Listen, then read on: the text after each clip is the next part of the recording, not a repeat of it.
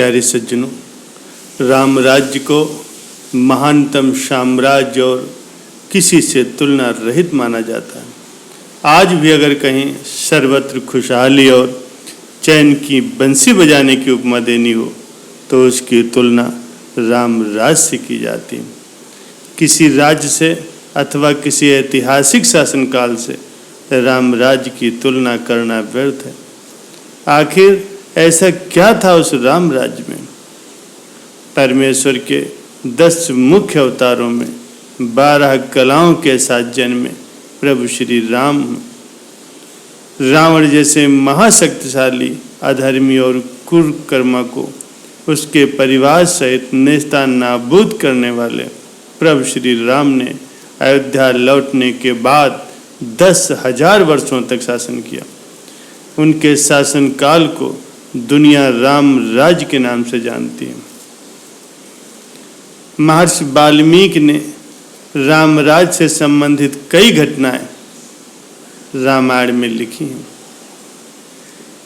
वे न केवल ऐतिहासिक हैं बल्कि धार्मिक दृष्टि से भी बहुत महत्वपूर्ण हैं। एक दिन के तीसरे पहर राज्यसभा में बैठे हुए भगवान श्री राम ने अपने छोटे भाई लक्ष्मण से कहा, भाई लक्ष्मण, देखो राज दरबार के बाहर कोई न्याय मांगने के लिए तो नहीं आया। लक्ष्मण जी बड़े भाई की आज्ञा को पाते ही तुरंत बाहर गए और चारों ओर दृष्टि दौड़ा कर देखा। उनको वहाँ कोई भी दुखी व्यक्ति दिखाई नहीं दिया। लक्ष्मण जी राजमहल में वापस आकर के राम से बोले, भैया, बाहर तो ऐसा कोई भी मानव नहीं दिखाई पड़ा जो कि दुखी हो और आपसे कुछ निवेदन करने के लिए आया हूँ। लक्ष्मण जी के वचन से भगवान श्री राम को संतोष नहीं हुआ। उनकी बेचैनी लक्ष्मण समेत वहाँ दरबार में उपस्थित प्रत्येक व्यक्ति महसूस कर रहा था।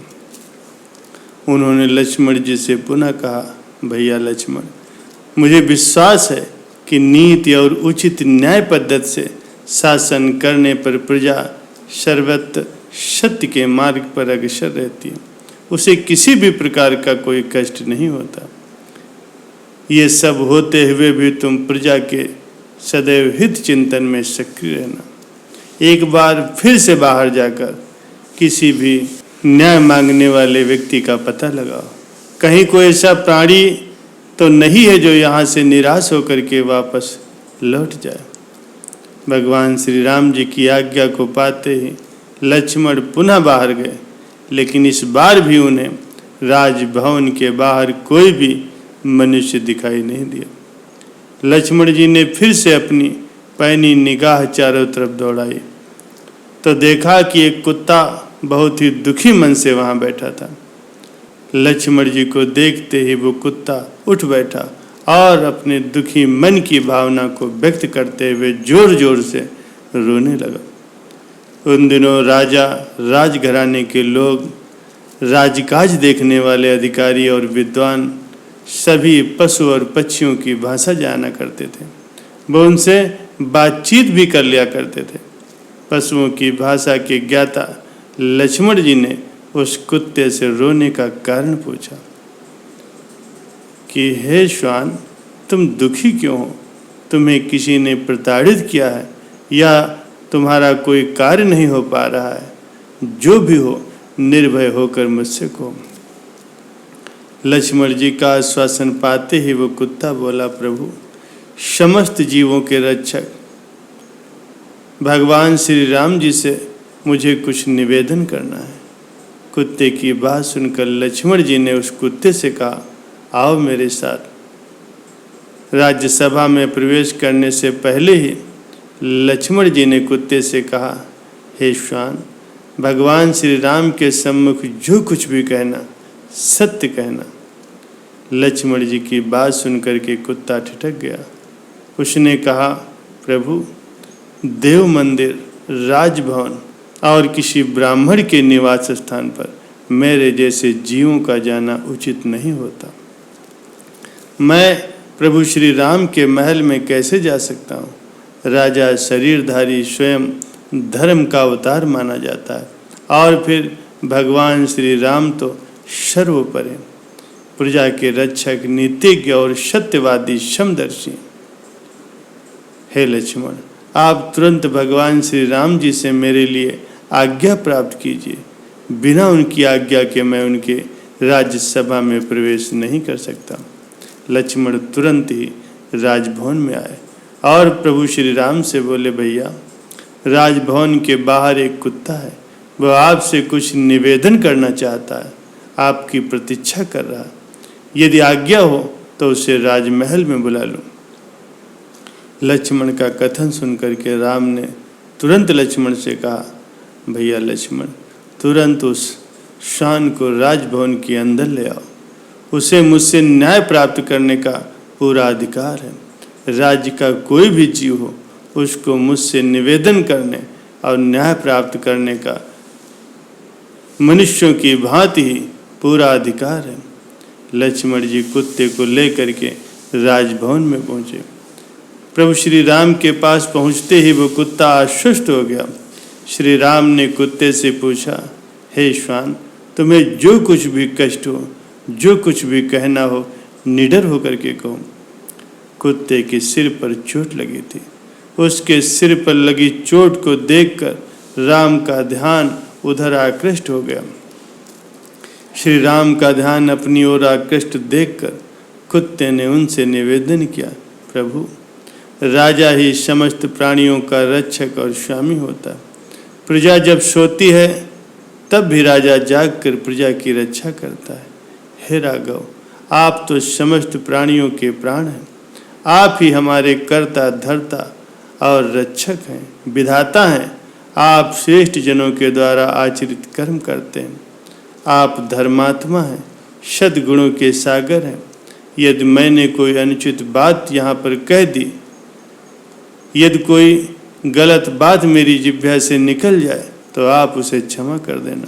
मैं सिर झुकाकर आपका अभिवादन करता हूँ। श्वान के मुख से ये वचन सुन करके श्री राम थोड़ा अधीर होकर के बहुत गंभीर वाणी में बोले, हे श्वान, शीघ्र ही निडर होकर बताओ कि तुम क्या चाहते हो। वो कुत्ता बोला, हे राजन, धर्म से ही राज्य की प्राप्ति होती, धर्म से ही प्रजा का पालन होता है, धर्म से ही राजा प्रजा वत्सल और शरणागत वत्सल बनता है। राजा प्रजा के समस्त भय को दूर करता है। इन सारी बातों को ध्यान में रख करके मेरा जो कार्य है उसे आप समझ लें। एक सर्वार्थ सिद्ध नाम का ब्राह्मण है, वो भिक्षा मांग करके अपना पेट भरता है। उसने बिना ही किसी अपराध के मेरा सिर फोड़ डाला है। कुत्ते की बात सुनकर के राजा राम ने तत्काल ही उस ब्राह्मण को बुलाने के लिए राज्य कर्मचारियों को भेजा और वो तुरंत ही ब्राह्मण को वहां बुला लाया। ब्राह्मण राजा राम की सभा में उपस्थित हुआ। राजा राम के पास पहुंचकर वो ब्राह्मण बोला, राजन, आपने मुझे किस कारण बुलाया? गंभीर वाणी में प्रभु श्री राम ने उस ब्राह्मण से पूछा, हे ब्राह्मण, आपने इस कुत्ते को क्यों मारा? जान पड़ता है कि आपने क्रोधवश ही ऐसा पाप किया है। क्रोध मानव को धर्म से रहित कर देता है। प्रभु श्री राम की धर्म परक बातें सुनकर के वो ब्राह्मण बोला, हे राम, ये सत्य है कि मैंने क्रोध के आवेश में ही इस कुत्ते को मारा है। मैं उस समय भिक्षा के लिए भ्रमण कर रहा था। ये कुत्ता बीच मार्ग में बैठा था।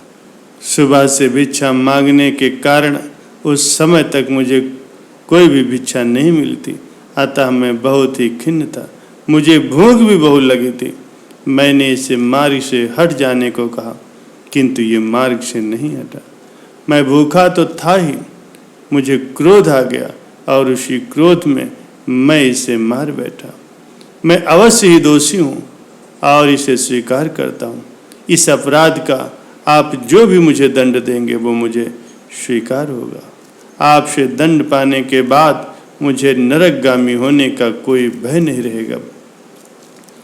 ब्राह्मण की बात सुनकर के राजा राम अपने सभी सभासदों से पूछने लगे, आप लोग बताइए कि इस ब्राह्मण को क्या दंड दिया जा सकता है। उस समय प्रभु श्री राम की सभा में कुलगुरु वशिष्ठ, भृगु ऋषि आदि अनेक श्रेष्ठ विद्वान उपस्थित थे। सब ने अपना अपना निर्णय सुनाया। लगभग सभी का निर्णय यही था कि राजन, ब्राह्मण अवध्य होता है, किंतु आप ये भी जान लें कि राजा शासक तो होता ही है, सबका शिक्षक भी होता। आप स्वयं परमात्मा के अंश हैं, शरणागत वत्सल हैं। उस दिव्य सभा के सभासदों के मनोभावों को जानकर वो कुत्ता अचानक ही बीच में बोल बैठा, हे राजन, यदि आप मुझ पर प्रसन्न हैं तो कृपा करके आप मेरा मनोरथ सिद्ध कर दें। आपने पहले ही मुझे आश्वस्त किया है, हे प्रभु, आप इस ब्राह्मण को कलिंजर के मठ का महंत बना दें। कुत्ते के मुख से ऐसी बात सुन करके प्रभु श्री राम मुस्कुराए, लेकिन बाकी सभा चकित रह गई। दंड के रूप में कालिंजर का मठाधीश बनाए जाने के अनुरोध का रहस्य वहाँ कोई नहीं जान सका। सभासदों के आश्चर्य के बीच अकेले प्रभु श्री राम के चेहरे पर मुस्कुराहट थी। कुत्ते की मांग को पूरा कर दिया गया। ब्राह्मण भी इस दंड से प्रसन्न हुआ।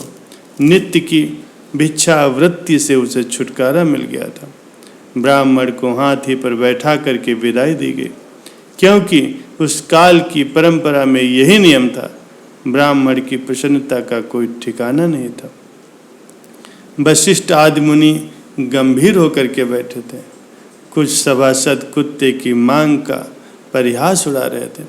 वे मुस्कुराते हुए अपने राजा राम से पूछ बैठे, महाराज, ब्राह्मण को दंड के बदले तो वरदान मिल गया, ये कैसा न्याय था?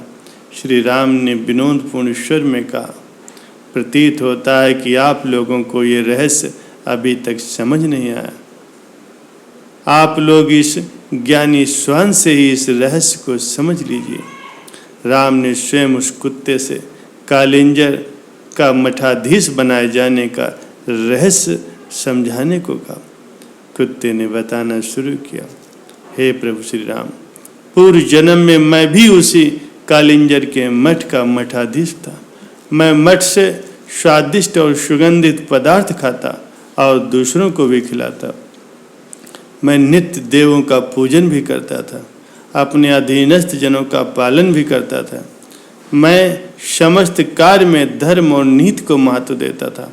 इतना करने पर भी मुझे कुत्ते की योनि में जन्म लेना पड़ा, लेकिन उन अच्छे आचरणों के कारण मेरे पूर्व जन्म का ज्ञान मुझे बना रहा। कुत्ता कहता ही गया, हे महाराज, ब्राह्मण तो क्षमाशील होता है, जितेंद्रिय होता है, दयालु होता है, किंतु ये ब्राह्मण तो अत्यंत ही क्रोधी है, धर्म शून्य है, हिंसक स्वभाव वाला और मूर्ख भी प्रतीत होता है। वहाँ का महंत बनकर तो ये अपने माता पिता और अपने पूरे कुल को भी नरक में ले जाएगा। हे राजन, चाहे कैसी भी परिस्थिति क्यों न हो, ज्ञानी मनुष्य को किसी भी स्थान की मेहनती स्वीकार नहीं करना चाहिए। हे प्रभु, जिसको बंधु बांधव सहित नरक में भेजना हो, उसे किसी अधिष्ठान का महंत बना देना चाहिए। जो देव, बालक, स्त्री और ब्राह्मण के लिए अर्पित धन को स्वयं भोगता है और अपने कार्य में प्रयोग करता है, वो निश्चय ही नरक जाता है और नरक तुल्य कष्ट भोगता है। कुत्ते की बात सुनकर के राजा राम गदगद हो गए और कुछ विस्मय भी हुए, लेकिन सारी सभा स्तब्ध रह गई। इस रहस्य का उद्घाटन करने के बाद वो कुत्ता जहाँ से आया था वहीं वापस चला गया। कुछ समय पहले कुत्ते के न्याय का परिहास करने वाले सभी सभासद अब मौन थे। किसी को कुछ समझ में नहीं आ रहा था कि ये क्या हो गया।